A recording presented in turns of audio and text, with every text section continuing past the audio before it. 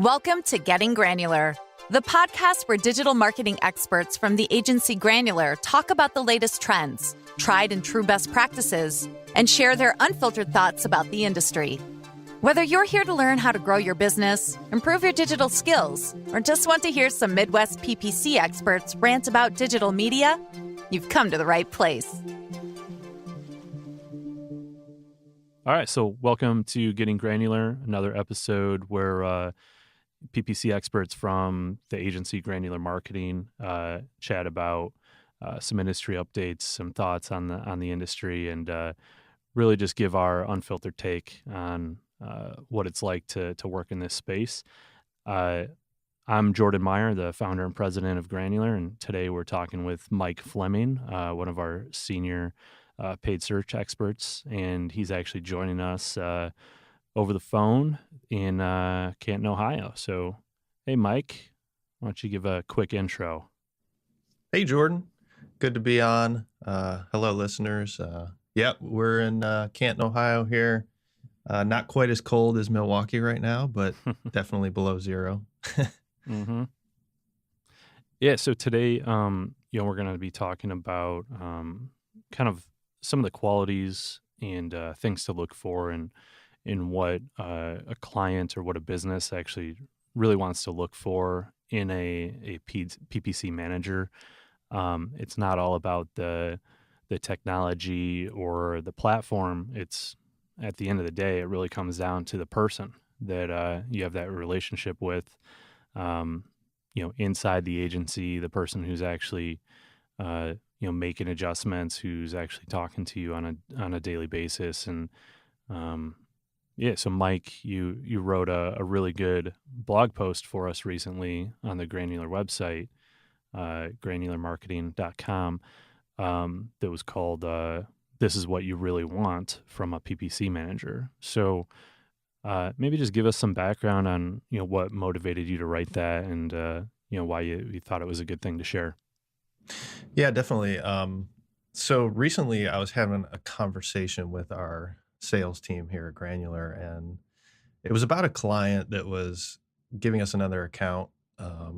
And the interesting thing about the situation was that they were going to do this even though their year-over-year numbers were down for the account that I was managing. So right off the bat, you could think, well, boy, the year-over-year numbers are down for them, but they're still going to give you another account. What is that? What is the reason for that, right? And I was thinking this isn't really a situation you get into very often, right? Number one, that a client has multiple accounts available to manage. That isn't typical. It's usually a business has one account they're running from. And number two, that they would actually trust you to manage a new account when you're the one managing the one that has seen a decline in performance. So we kind of got talking about what their motivation might have been in doing this, if the motivation wasn't like, oh, you got us like amazing results in the past year, or, since you took over the account. And so that's kind of what led to the conversation that we had, and what led to me writing the post. Right, you're kind of getting to the why, which is a popular book, but more about business. But I think every kind of outcome has some kind of story leading up to it. So yeah, I mean, it's valid to ask why. So why would they want you to manage something if we didn't hit it out of the park? But I mean, you did. Although maybe total revenue was down, you hit other KPIs that were important to them, like making their ad dollars more efficient, things like that. So, overall, the client was happy enough to trust you and us with, managing another business for them, which is pretty cool. So either way, if it's, stellar year over year or not, it kind of shows that it's important about the person you're working with, right? So I guess what's the main point you're trying to get across with this blog post of yours? Well, the thing that I was thinking about when we were talking was that when I first started out in the PPC industry, my mindset really when it came to client management in like the first year or two was that clients would be happy if I just did one thing, which was make numbers go up and to the right. Right. I mean, that's, ultimately results is what, you're going for and kind of the goal of everything you're doing in a way. And so my mindset at the beginning was that's what I need to accomplish. Right. And I'd never been in an industry before where I did client management. Right. I was younger, had jobs that certainly were in customer service, but they weren't quite, the relationship that a client has with a PPC manager. And so it was like a one-time as time thing, passed, like being nice to somebody for, 5 minutes versus keeping a relationship going for years, right? right. Like I waited tables, right? So there's definitely some customer service involved in that. But obviously, you're with them for a half hour, an hour, and they leave and there's no trust building or anything like that going on over time. So yeah, I mean, after the first couple of years and I really cut my teeth in the industry and learned from some other people and things, I learned fairly quickly that although getting results and growing businesses is why we get hired, we really don't always have control over it happening. So what I realized was, things like industry disruption, like if you think about tech industries are notorious for it, companies kill each other off and products, disappear and they create new ones, or, things like competition. I can do a good job of competing, but I can't control where competitors are advertising. I can't control what their budgets are and what they decide to do with their budgets versus what my client is deciding to do with their budget. I can make recommendations, for example, and, in a perfect PPC world, clients would just implement all of my recommendations, but we know that doesn't, always happen. So sometimes they even have legitimate business reasons for, not implementing what we would typically do, what may be considered best practices. And so they don't do it. And that can affect results as well. And then, the last thing I thought about was, the weather. I remember having a client that sold ski clothing and we had a mild winter. So what am I supposed to do about that? Right. Yeah. Yeah. I mean, I've got, similar experiences. I took over an account for an e-commerce company that sold kind of emergency preparedness stuff. It was, in the generator space or in the kind of the water pump space. So if you got your basement flooded, if a storm went through, basically you needed their products. And, they were telling me about this agency they were with in the past, and they were just totally spiking the football in the end zone and doing their victory dance after a monthly report saying like, look what we did. We're amazing with our year-over-year performance. And, it was the client that had to tell them. They're like, hey, guys, there was a hurricane, and, that was kind of an act of God versus, like, anything that you did in the account. Because if you look at the change history, they didn't do anything. So it's kind of funny to, see examples like that out there. But, they also happen to us, right? So, there's definitely seasonal implications. There's definitely economy. There's a ton of stuff that goes into it. So, yeah, I mean, ultimately, every business owner that we talk to, they want results that are going up and to the right. They want business growth, and that's what we're here to deliver. But even if it's, and I think we accomplish that with almost everyone, really. That's the rule here. That's not the exception. But on top of that, I mean, you just have to kind of be a person, and you have to be someone that they like working with, because we kind of are an extension of their team when it comes down to it. Yeah, I mean, that's a great point. In fact, the account that I referenced at the beginning that is giving us another account is like in the first 6 to 12 months that we worked with them, they had someone internally managing and were having trouble getting accomplishing the goals they wanted to, and so they came to us and said, hey, we'd like to try this out. And you're right, we actually did kind of knock it out of the park for them. at the beginning. And so what happened over time was, though, they, had some internal business decisions of investing, in different spaces, just because of the nature of their business. And so, that was really a big effect on the results we were able to get for them.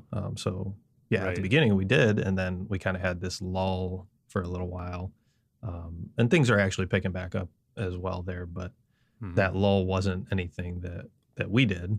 Right. It was more internal business decisions that they had made.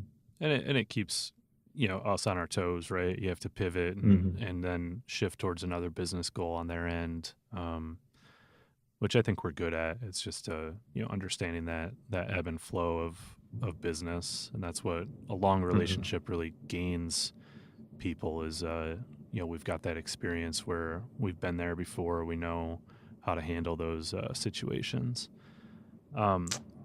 Cool. So, feel free to toot your own horn. You're a great paid search manager. You've been doing this for like a decade.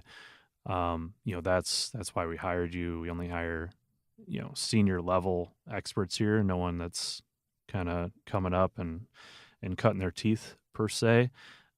So, what are some signs that, if a business owner is listening to this, or another agency owner, someone that is potentially, searching for some paid search talent to either, externally manage it, or even for hiring purposes, what are some of the signals and signs that, people can look for in a paid search manager that really shows that this is going to be someone that not only looks at, impressions and clicks, but actually kind of looks deeper and cares about the business?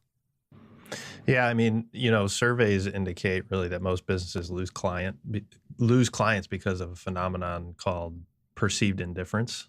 All right. And I know break that down for me. What's that? Yeah, we've talked about this before, but basically, when asked why customers leave businesses, there's a lot of different reasons, but the number one reason tends to be that the customer doesn't feel like they are cared about, or that their business is cared about. And so ultimately that, whole up and to the right thing, while it is important, when you actually ask customers, it's not about results typically.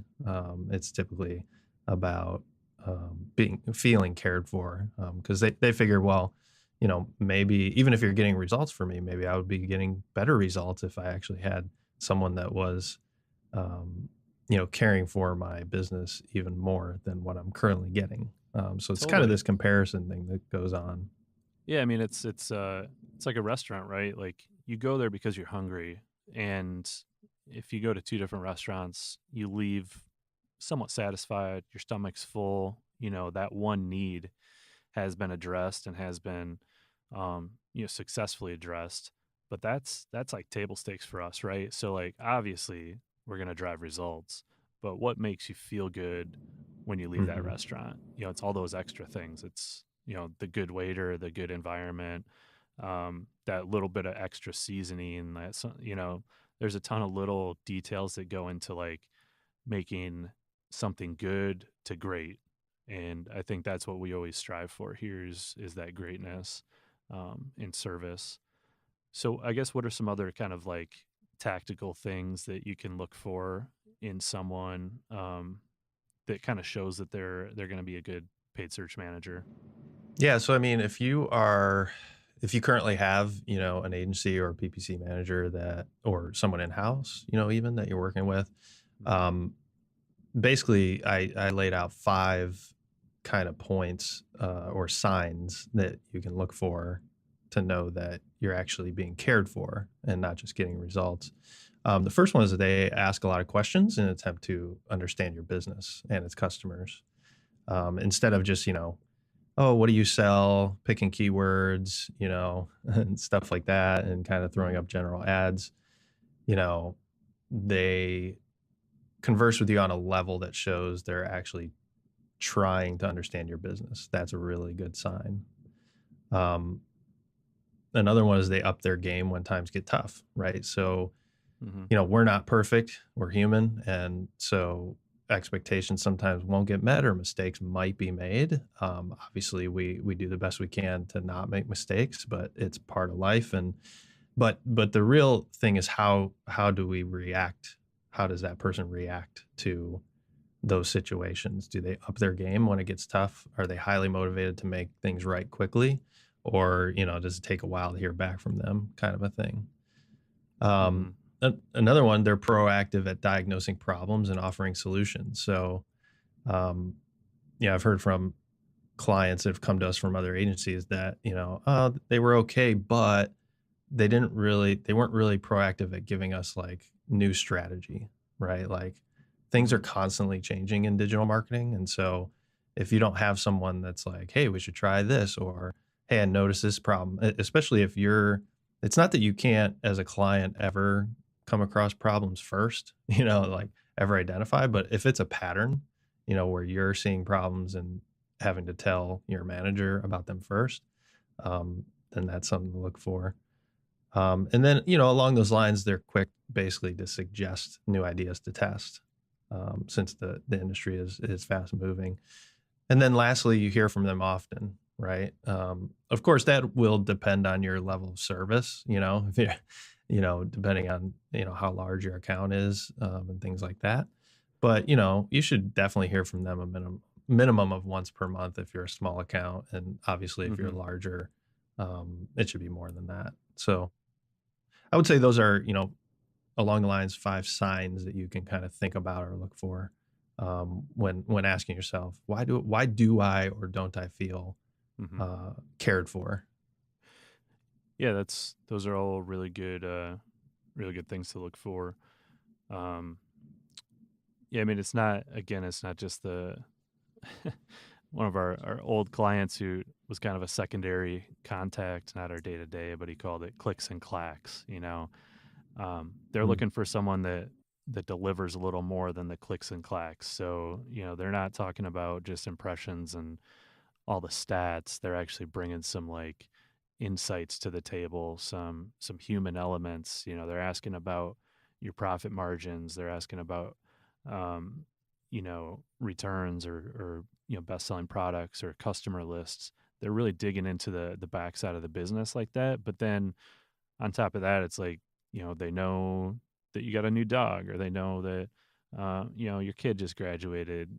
I think it's when it comes down to it, we try to take the automation and kind of machine relationship stuff like out of the equation. It's really easy for people to be like sold on technology and results and things like that, but it's hard to keep to kind of stay sticky, mm, and that's where the human element comes into it. We get the results. That's easy. I mean, it's hard, but that's our job. And then on top of that, we're always trying to go above and beyond. right. Yeah. So, um, what else can we talk about here? Yeah, I mean, these are things that clients and businesses kind of find out after the fact. It's hard to uncover if someone's going to be a good fit for them kind of without inking a contract, and that's pretty scary for a business owner. I mean, we're an agency, but we also hire professional services, right? So we just stick in our lane. We're only doing paid search, paid digital marketing. So we're not doing web design. We're not shooting video. We're not doing things like that. So we're not accountants. So we hire a lot of professional services ourselves. And I'll tell you, it's tricky as a business owner to really vet and figure out who's actually good, and who we're kind of getting in a relationship with, especially when you're talking about contract lengths.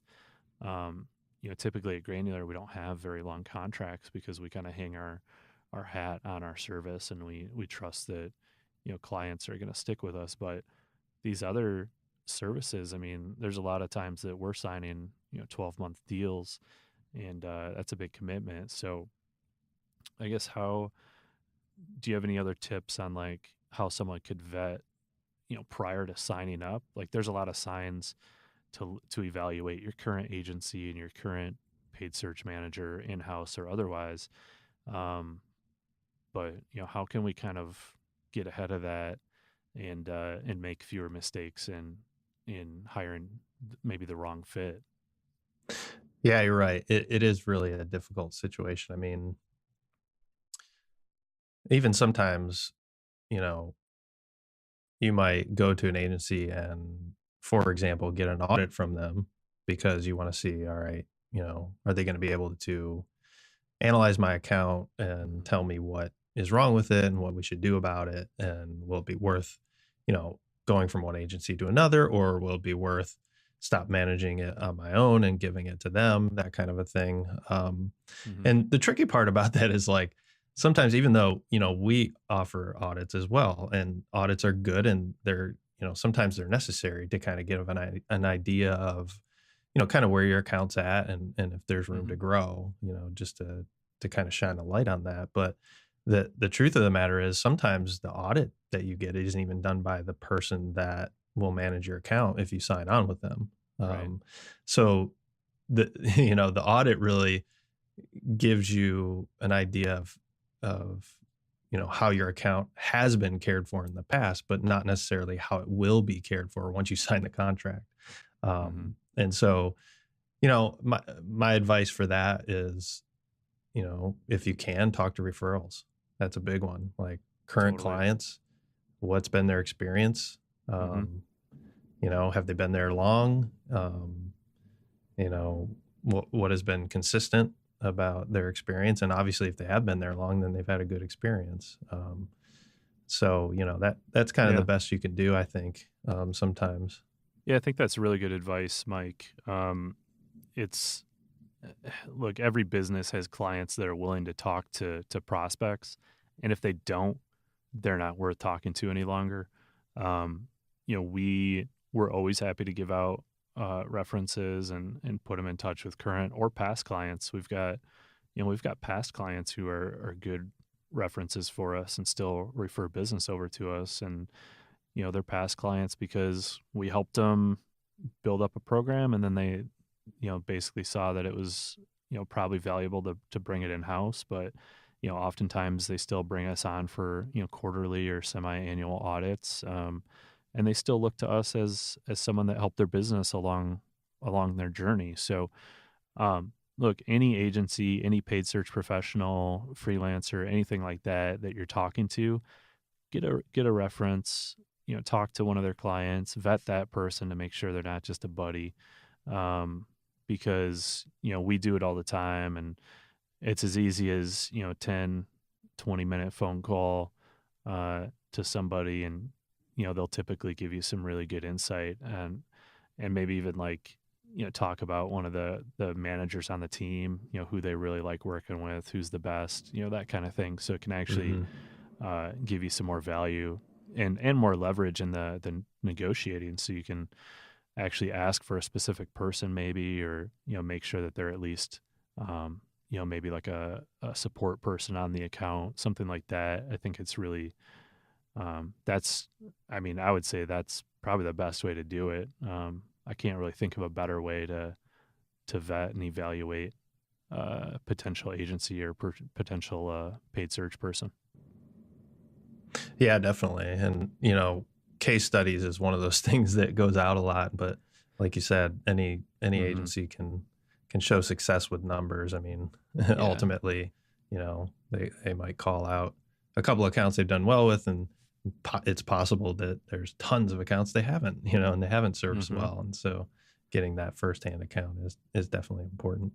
Exactly. Yeah. I mean, I don't think we had a published case study, for the first 2 years, just because, we can kind of see through a lot of the case studies out there, and, you can make it your own, and, it's hard to validate the numbers. But I think for the few case studies we have out there now, I think, we have, legit client quotes, and we got numbers approved by clients, and we got sign off, and we got, it's basically verifiable data that's out there. But yeah, I mean, even beyond that, like if you see a case study with a testimonial on it, ask for that testimonial's contact info, right? Take it a step further. Yeah, for sure. Cool, Mike. Well, this has all been awesome. Is there anything else that we may have missed when really kind of peeling back the layers of the onion and seeing what someone should really want from a PPC manager? No, I mean, just to sum up, I mean, just thinking about, the level of service you're getting and if you feel cared for, and ultimately the results thing, that I talked about at the beginning, you may be getting good results, but if you're not feeling cared for, there's a chance that you could be getting even better results than you have been getting because someone is paying more attention to your account and giving it the care that it needs. For sure. Yeah, and it's all about that time management and the dedication to each account, and that's another kind of look. Well, this is a granular podcast. Why not talk about granular? I mean, we make sure that each manager doesn't have any more than 10 accounts, but it's typically between like 6 and 7 accounts, which gives them plenty of time to actually focus on the companies. And I would say, maybe something we didn't mention is that's a question to ask, during the sales process is, who's going to work on the account, but also how many accounts does that person manage? We've interviewed tons of lots of clients, but also we've interviewed lots of paid search candidates to hire. And it's really astounding to hear some of the numbers that they've managed. I mean, we talked to one young lady who managed like upwards of 100 accounts, which is kind of mind-boggling for us because we pay such close attention and we try to build really close relationships with our clients. So like, I don't even know how it's possible to talk to 100 people a month. It's not. No, right. It's not. Yeah. So I think that's a really important question for people to ask is like, all right, how many accounts, how many businesses are they managing? Because at some number, we don't have the perfect number. We're not claiming to, but like at some number, it's just like pretty obvious that communication or results are really going to break down and fail. So yeah, that's a big one. Well, I personally have experience with that. I mean, I had, I think 13 to 15 accounts at one point at a prior agency that I worked for. And the mindset there that, over the years I've learned not to buy into was that they're paying for a certain number of hours. And if we're over hours, then you can not pay attention to the account until we build hours back up. And so what happened in my experience there was one particular account comes to mind where, we had gone pretty significantly over hours and kind of took a few months off. Okay. And even though we communicated that to them, right, that the concept here that we're talking about of them feeling cared for, when you don't communicate in 3 months, they don't feel cared for, no matter what your rationale is, no matter what the data says in terms of hours you've spent or what the result is you're getting, they didn't feel cared for. And so soon after that, they switched services because of that. That makes sense, right? I mean, you can't just set it and forget it and think someone's cool with that. Right. Yep. All right. Awesome. Well, thanks a lot, Mike, for, instilling some of your wisdom on us. I know you got a lot up there and you share a lot of good stuff on our blog. So, this pitch to the listeners, definitely check out our blog at granularmarketing.com. Feel free to, subscribe to get updates from this podcast. And I'm sure we'll be talking to Mike again soon in a future episode on Getting Granular. So thanks a lot, Mike. Thanks, Jordon. All right. Take care. Bye.